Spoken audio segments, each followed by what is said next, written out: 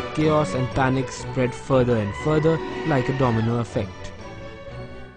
Once the financial sector starts collapsing, then obviously it doesn't lend to the productive sectors. Obviously those sectors get affected. Because they're not sure, they have lost confidence. And it's a loss of confidence which is very, very dangerous. And so there is a chain effect, there is a domino effect of companies failing. The employees are now jobless, so their demand for goods and services will decline. And when this happens on a large scale, when employees are laid off, they lose their income, they lose their purchasing power, they are no longer going into the stores to buy, consumer demand drops. Because consumer demand drops, import drops, especially for a country which has a large trader in the world market in terms of export and import. When imports drop, the countries from which they are importing, their exports drop correspondingly. And that is what the economic recession is all about. You throw a stone into a pool of water and you can see rings developing, and this is how the crisis develops. It starts from one set of lenders, and it has spilled over to almost all financial institutions across the geographical boundaries. So the whole of Europe is under the spell.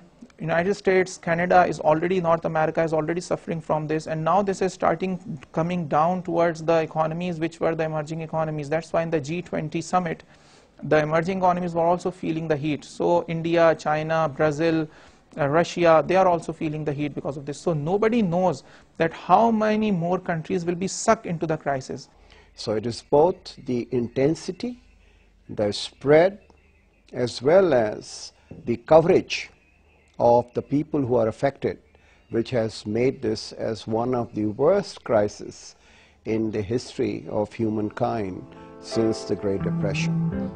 You never give me your money.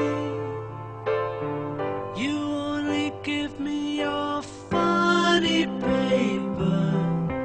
And in the middle of negotiations, you break down.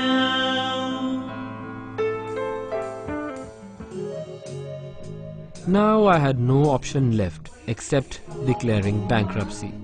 So I went to the bank and finally did that. The bank said, if you die, we die as well, because we have invested a lot on you.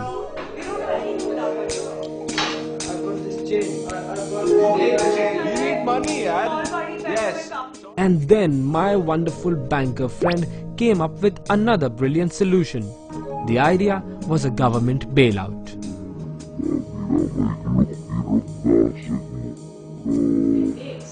The case was taken up to the government, which realized that it was a complex situation.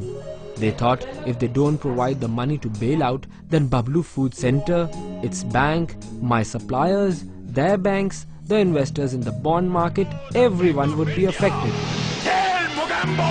There would even be a decrease in the government tax revenues. And if the tax revenues decrease, the government would also not be able to pay salaries to their own employees. And this will cause a nationwide unrest. All courtesy Bubbloo Biryani.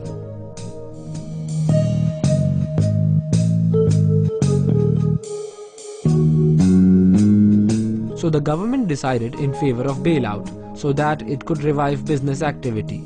They gave the money to the bank so that the bank could pay it to me. It was always felt the market will correct itself. It should have been allowed to correct itself if the neoliberal philosophy had prevailed, but the United States and the UK had to take a page out of socialism to save their economies. If you bail out every student which is failing in a class, then what good example will you give to the students who are passing with flying colors? When you are bailing out a large company, you're not doing it out of mercy, you're not doing it out of charity, you're doing it out of necessity. They want economic activity to revive. How do you revive economic activity? The example that they have set in is that no problem, if you mess up things, we have tons of money, we have a printing press, we'll print the money, we'll give it to you without any gold backing on this, and we'll bail you out. The US alone is pumping in $800 billion as a stimulus package. Now they can't raise it without borrowing it from someplace, either domestically or from outside. When you have higher debt, who pays? It is the taxpayer who has to pay. So the taxpayer think that we are not responsible for this company failing. The company failed because these managers were bad managers, they were inefficient, they were incompetent. The government is saying if we don't bail them out, then the entire economic system of producing goods and services is going to collapse. So all of us, not only 8% or 10% people will be unemployed, but 50% people will be unemployed.